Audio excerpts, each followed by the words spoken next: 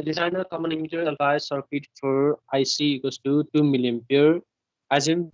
VCC equals to 20 volt and beta equals to 100. See self-bias circuit भनेपछि हाम्रो कुन हो self-bias circuit भन्ने बित्तिकै है हामीले सम्झनुपर्छ त्यो भनेको voltage divider bias or beta independent bias or universal biasing जुनसुकै भने पनि एउटै हो self-bias है voltage divider biasing self-bias भनेको voltage divider biasing so voltage divider biasing भन्ने बित्तिकै त्यो यहाँ common emitter पनि भनेको छ है common emitter नभने पनि bias हो by default common emitter को है त्यो self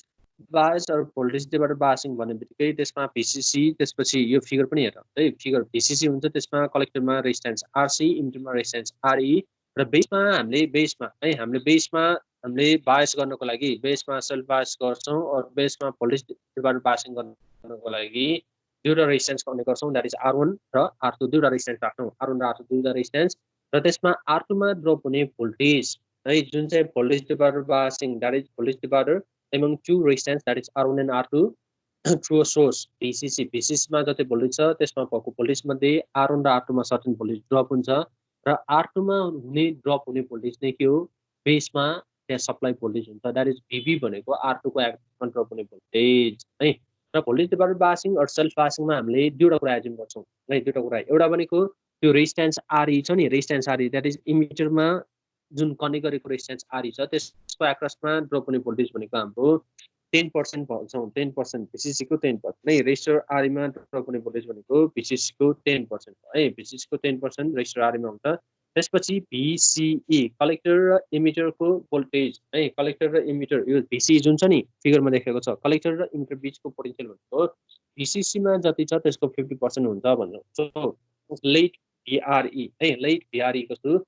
यो देखिरा छ नि let VRE equals to let VRE equals to यो कति छ let VRE equals to 10% of VCC है let VRE equals to 10% of VCC है let VRE equals to 10% of VCC त्यसपछि 10% अफ VCC भनेको कति हो 20% को 10% हो 2 भोल्ट र VRE भनेको यो फिगरमा हेर्नु है VRE भनेको यो फिगरमा के छ VRE भनेको RE को एक्रोसमा ड्रप हुने भोल्टेज V भनेको के हो IR है V भनेको IR यसमा फ्लो हुने करेन्ट चाहिँ IE यसमा रेजिस्टेन्स RE छ भने सो VRE भनेको IE RE हुन्छ IE को भ्यालु दिएको छैन यो क्वेशनमा IC को भ्यालु मात्र दिएको छ र हामीलाई के थाहा छ IC is nearly equal to IE किन IE भनेको IC plus IB is 2 to 5% of IE भनेपछि IC भनेको के हुन्छ 95 to 98% अफ IE भनेको नियर अबाउट इक्वल हुन्छ so we can replace IE by IC so यो फिगर यो फर्मुला अनुसार के भयो VRE भनेको IRE त्यो भनेको 2 भोल्टेज भयो सो RE भनेको VRE divided by IE VRE 2 voltage छ 2 voltage by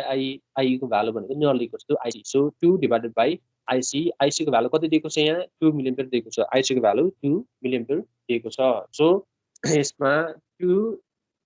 volt divided by 2 milliampere 2 divided by 2 into 10 to the power minus 3 ampere भनेको कति आयो 2/2 into 10 to the power भनेको 10 to the power 3 so 1 kilo ohm resistance आयो RE को value आयो अब हामीले बाँकी के छ R1 R2 RC अघि पनि भने सर्किट डिजाइन गर भनेको छ भने त्यसमा अननोन रेजिस्टेन्सको भ्यालु निकाल है अननोन रेजिस्टेन्सहरु यसमा R1 R2 RC RE यो सबै के अननोन रेजिस्टेन्स त्यसमध्ये RE को भ्यालु आइसकेको छ अब त्यसपछि हामीले निकाल्नु छ R1 R2 र RC को भ्यालु निकाल्नु छ त्यसपछि अघि भनेको दुईटा एजम्पसन मध्ये अर्को एजम्पसन भनेको यसको VC को एक्रोस को भोल्टेज भनेको VC को एक्रोस त्यहाँ कति हुन्छ 50% अफ है VC मा 50% अफ VC मा 50% अफ VCC हुन्छ है 50% सो 50% अफ VCC भनेको कति हुन्छ 50% अफ VCC भनेको 20 भोल्ट है 50% अफ VCC भनेको 20 भोल्टको 50% भनेको 10 भोल्ट भनेको यो VC प्र्याक्टिकली गरेर पनि यो प्राय जस्तो देखिन्छ है प्र्याक्टिकली एजम्पसन त्यसै एजम मात्र गरेको होइन यो प्र्याक्टिकली गरेर पनि देखिन्छ है सो VC भनेको कति देखियो 10% of VCC that is 10% of 20 volt भनेको 10 भोल्ट देखियो है 10 भोल्ट देखियो अब त्यसपछि यसमा हामीले यो VC हामीलाई थाहा छ त्यसपछि यो यसको एक्रोसमा RE को एक्रोसमा ड्रप हुने पोटेन्शियल पनि थाहा छ भनेपछि RC को एक्रोसमा ड्रप हुने पोटेन्शियल हामीले निकाल्न सक्छौं RE को एक्रोसमा ड्रप हुने RC को एक्रोसमा सो यसमा हामीले आउटपुट लुप भनेको राइट साइड को इनपुट लुप भनेको लेफ्ट साइड को आउटपुट लुप है राइट साइडमा हामीले आउटपुट लुप लगाउँछौं KVL एट आउटपुट लुप है applying KVL at output loop that is VCC equals to VCC भनेको के हो VCC equals to यसमा ड्रप हुने potential that is ICRC collector र एमिटरमा ड्रप हुने पोटेन्शियल VC र RE मा ड्रप हुने पोटेन्शियल के हो IERE सो VCC भनेको ICRC plus VC plus IERE हुन्छ VCC को भ्यालु कति छ 20 भोल्ट ICRC है RC को भ्यालु ICRC को भ्यालु कुनै दिएको छ RC को भ्यालु छैन है RC को भ्यालु छैन IC को भ्यालु दिएको छ यो 2 मिली एम्पियर दिएको छ त्यसैले VC दिएकै छ IERE को भ्यालु अघिकै 2 भोल्ट राख्छौं सो यसमा ICRC इक्वल्स टु यो भनेको VCC minus VC minus IERE so 20 भनेको VCC त्यसपछि यो VC भनेको 10 भोल्ट र IERE भनेको 2 भोल्ट सो ICRC भनेको यसबाट कति 20 माइनस 10 माइनस 2 भनेको 8 भोल्ट आयो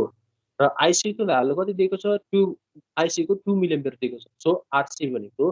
8 डिवाइडेड बाइ 2 मिली एम्पियर जसबाट RC को भ्यालु पनि आयो 4 किलो ओम है भनेको यो फिगरमा कुन भ्यालु आयो RC को भ्यालु आयो त्यसपछि RC को भ्यालु आयो RE को भ्यालु पनि आयो है दुईटा भ्यालु आइसक्यो ए RC र RE को दुईटैको भ्यालु आयो अब त्यसपछि निकाल्नु छ R1 र R2 को भ्यालु निकाल्नु छ है R1 र R2 को भ्यालु निकाल्नु छ र यो फिगरमा हेरौँ है अब इनपुट लुपमा भनेपछि अब यहाँ हेरौँ है इनपुट लुपमा है एप्लाइङ केवल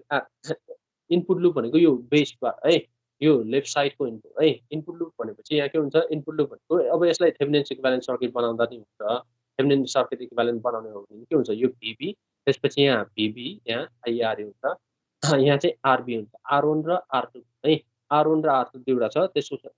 रिप्लेस बाइ हामीले के गर्छौं यहाँ बेस रेजिस्टेन्स RB भनेर रिप्लेस गर्छौं और सिम्पली डाइरेक्ट गर्ने हो भने VB भनेको VB प्लस IERE है त्यसरी पनि गर्न मिल्छ है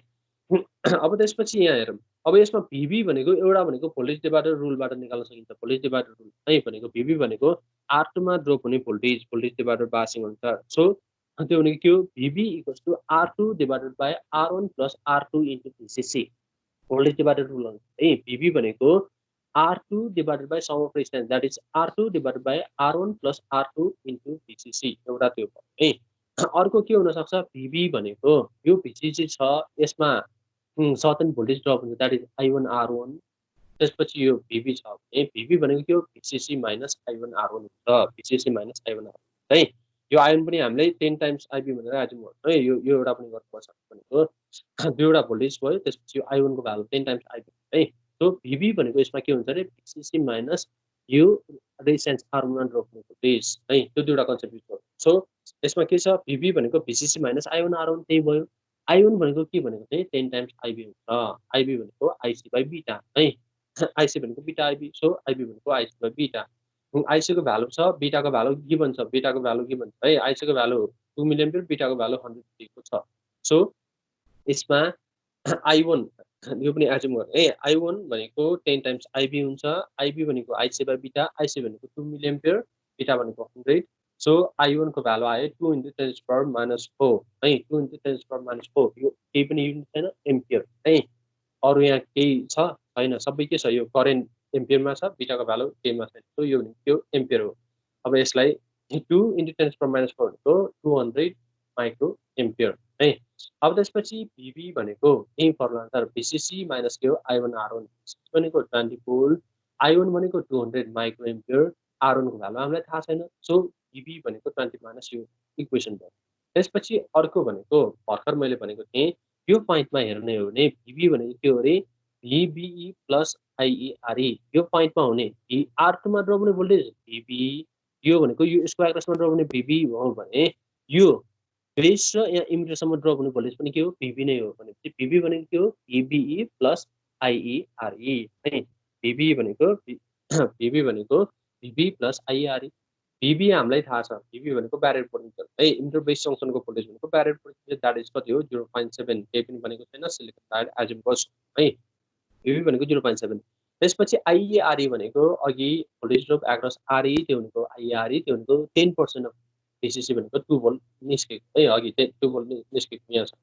2 भोल्ट है IERE VRE भनेको IERE त्यो भनेको 2 भोल्ट है 2 भोल्टेज त्यो पनि निस्केको हो VB भनेको कति हुन्छ रे 2.7 भोल्टेज हुन्छ है VB भनेको 2.7 भोल्टेज अब यहाँ हेरौँ यो इक्वेसनमा VB भनेको एउटा 20 माइनस यो वाला इक्वेसन छ अर्को भनेको VB भनेको कति आछ 2.7 भोल्टेज यो 2.7 भोल्टेजलाई हामीले